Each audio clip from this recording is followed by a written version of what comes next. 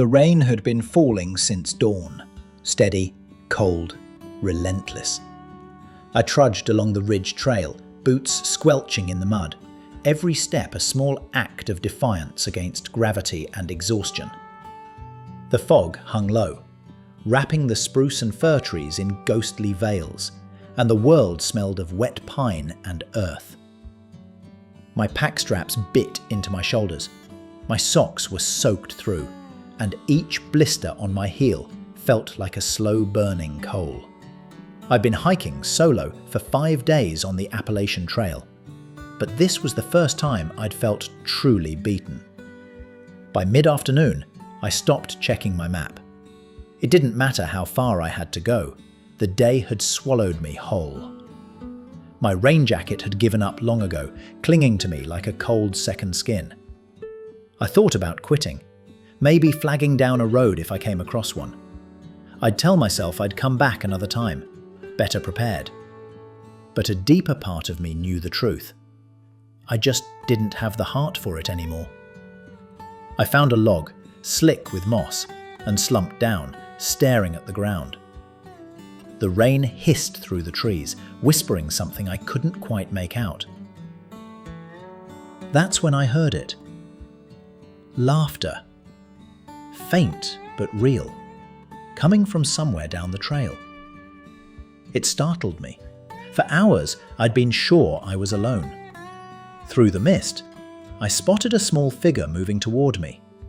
An older man in a wide-brimmed hat, poncho draped over his shoulders like a faded green curtain. He carried a walking stick and an easy smile, the kind that didn't seem to notice the rain at all.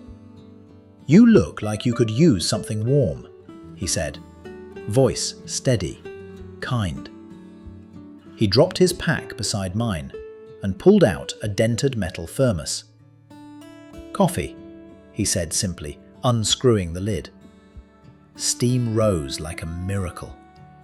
I tried to protest, but my frozen hands gave me away. He poured a cup, handed it to me, and sat down on the other end of the log. We didn't talk much at first, just listened to the rain, the small glugs of water rolling off our gear. The coffee was strong, bitter, perfect. It warmed a part of me the fire never could have reached. He noticed my broken bootlace, and without a word fished out a small piece of paracord from his kit. "Always carry a few feet," he said, handing it over. "It'll outlast the trail." His fingers moved deftly, helping me loop and tie it into place. When he finished, he gave the boot a pat and said, "There, looks trail ready to me." It was such a small thing, a bootlace and a cup of coffee. But in that moment, it felt like the world had handed me back a piece of hope I'd lost somewhere in the fog. We sat there for a long while, the rain softening from a downpour to a patient drizzle. The man, he said his name was Walt, didn't hurry, and that alone made me feel like I didn't have to either. The world seemed to settle into a quieter rhythm. The muted tap of droplets on leaves, the occasional groan of a distant branch giving under water's weight, the steady breath of the forest. My hands finally stopped trembling. Walt told me he'd been hiking sections of the trail for nearly 20 years, never more than a few weeks at a time. "I'm not chasing miles," he said, eyes twinkling beneath the brim of his rain-darkened hat. "I'm chasing peace." He carried himself like someone who knew every secret the woods had ever whispered, but didn't feel the need to tell them all. I found myself listening, really listening, in a way I hadn't done in days. The exhaustion that had clouded everything started to lift. When I told him about my day, the soaked gear, the blisters, the moment I nearly turned back, he just nodded. "Ah, the trail's doing its job then," he said with a grin. "It's supposed to break you down a bit before it shows you what you're made of." He reached into his pack again and produced something wrapped in wax paper. "Here," he said, handing it over. I unwrapped it to find a small slice of homemade fruitcake, dense with nuts and candied fruit. "My wife makes one every winter," he explained. "Never hike without it. Keeps better than most marriages." We both laughed, the sound rising easily through the mist. The fruitcake was sweet and heavy, each bite somehow grounding me, reminding me that kindness, simple human kindness, could taste like salvation.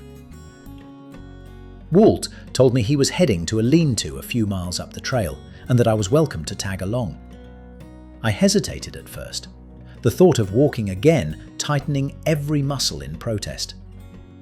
But as I looked at him, this calm, rain-soaked man with his bottomless thermos and quiet humour, I realised I wanted to keep going, if only to stay in that rare orbit of warmth he carried. We started hiking together, our boots squelching in rhythm, fog curling around us like breath. He moved with a steady, easy pace, stopping often to check on me, never impatient.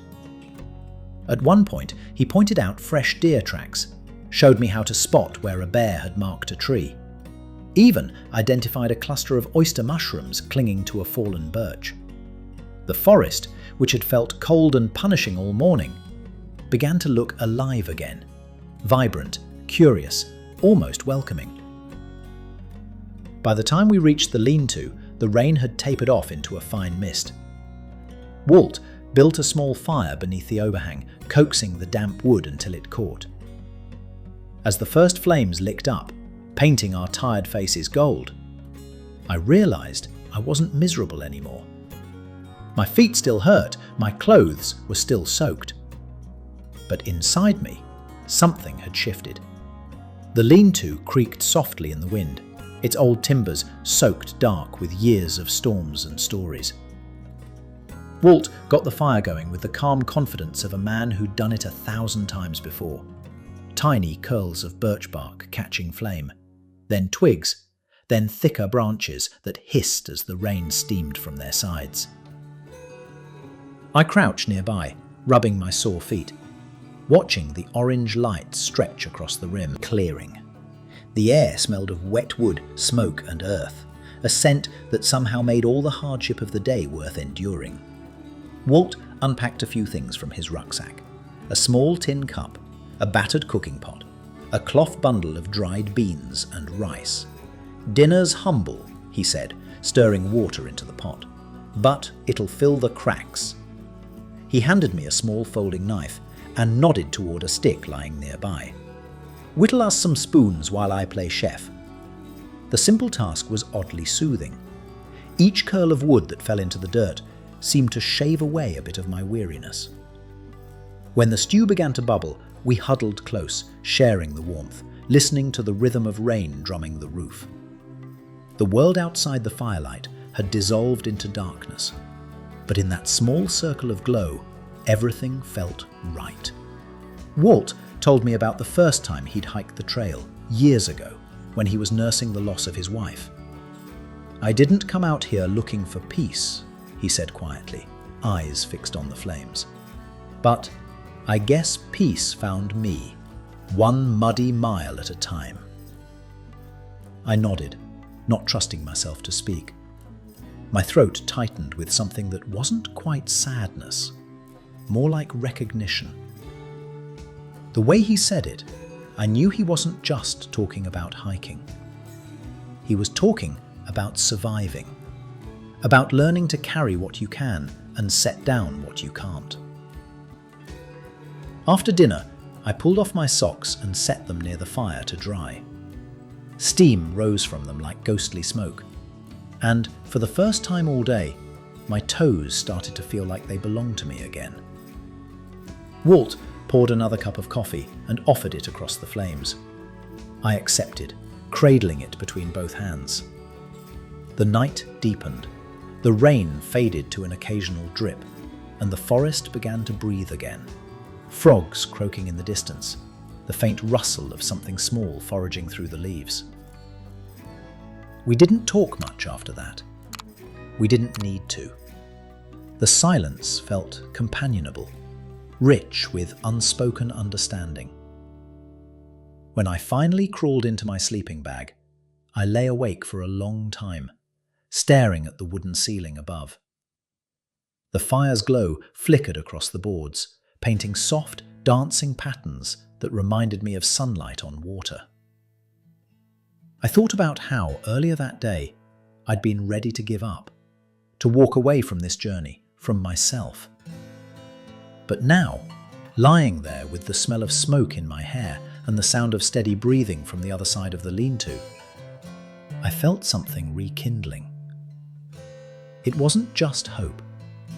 It was a quiet kind of strength, born not from triumph, but from being seen and cared for in the smallest way.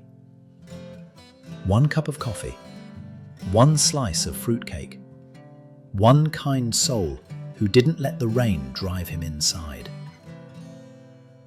Morning came, slow and grey, the kind of dawn that seeps gently into the world instead of breaking it open.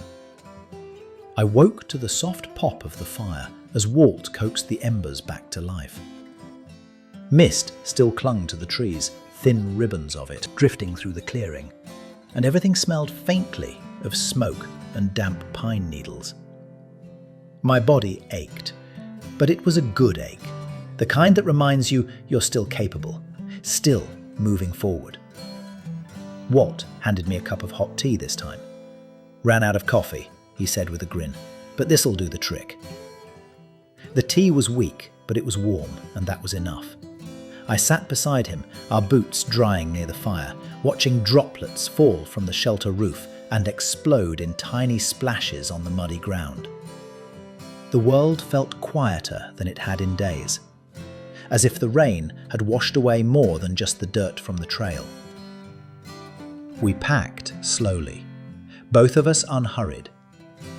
I replaced the laces on my other boot with the extra paracord Walt had given me, tied them snug, and marvelled at how something as small as that fix could make me feel newly equipped for the miles ahead. My socks were dry for the first time in days, and that alone felt like luxury. Before we left, Walt pulled a small notebook from his pocket, pages wrinkled and speckled with water stains. He tore one out, scribbled something, and handed it to me. "Here," he said. "Trail magic's meant to be shared." I looked down to find a simple quote written in neat, steady handwriting. "No storm lasts forever. Some just teach you how to walk in the rain." Beneath it, he'd written his name and a small sketch of a pine tree. We started down the trail together, the mud sucking lightly at our boots, the mist lifting just enough to reveal streaks of pale sunlight filtering through the canopy. The air was cool and sweet, alive with the chatter of waking birds. For the first few miles, we walked in comfortable silence, breathing in rhythm, the sound of our steps blending with the forest's pulse. Every so often, he'd point out a wildflower or a bird call, or just hum softly, like he was keeping time with the world. Eventually, the path forked. His route veered toward a side trail that led down to a river crossing. Mine continued north along the ridge. We stopped there, packs creaking as we shifted them off our shoulders. "You'll make it," he said, gripping my hand firmly. "Just remember, you don't have to do it all at once. 1 step's plenty." I wanted to say something meaningful in return, something to match the quiet wisdom he'd given me. But all I managed was, "Thank you. For the coffee. For the company. For everything." He smiled, that same calm smile, and tipped his hat. "Just pass it on when it's your turn." Then, without ceremony, he turned and disappeared down the side trail, his figure swallowed by mist and trees, until the forest looked untouched again. I stood there for a long moment, holding the note, feeling the weight of its message settle deep inside me. The rain had stopped completely, and the sky, still pale, still uncertain, seemed to be clearing its throat before a new day. I walked on alone after that, the trail winding upward through dripping ferns and slick stones, every bend revealing a little more of the brightening world. The rain-soaked forest seemed to shimmer under the newborn sun. Droplets clung to every branch like tiny beads of glass, and the air was thick with the scent of wet soil and cedar. Each step felt lighter than the last, not because the path had grown easier, but because something inside me had shifted. The weight I'd been carrying, the exhaustion, the frustration, that quiet whisper of defeat, had loosened its grip. The climb was long, but my pace never faltered. Whenever my legs began to burn, or my breath came hard, I thought of Walt's words, "One step's plenty." I began saying it aloud with each stride, a rhythm that carried me through the tougher stretches. It wasn't a mantra of determination. Not exactly. It was gentler than that. More like a promise between myself and the earth beneath my boots. By midday, I reached the ridge summit. From there, the valley stretched out below, freshly washed and alive. The river shimmered like a silver ribbon through the trees, and distant peaks rose blue and soft against the horizon. I dropped my pack, sat on a boulder warmed by the first real sunlight in days, and let the wind dry the last of the rain from my face. For a long while, I didn't move. I just breathed, feeling the world settle into place around me. Out of habit, I reached into my pocket and unfolded Walt's note. The paper was damp and crinkled now, the ink smudged at the corners, but the words were still clear. No storm lasts forever. Some just teach you how to walk in the rain. I smiled, thinking of that quiet morning at the lean-to. The taste of lukewarm coffee, the small fire flickering against the dark. He'd given me more than a cup of warmth. He'd reminded me of something I'd forgotten. That we're never really alone out here. Not when kindness still walks the trail. I lingered there until the sun dipped lower, painting the sky in streaks of gold and rose. When I finally shouldered my pack again, it felt almost weightless.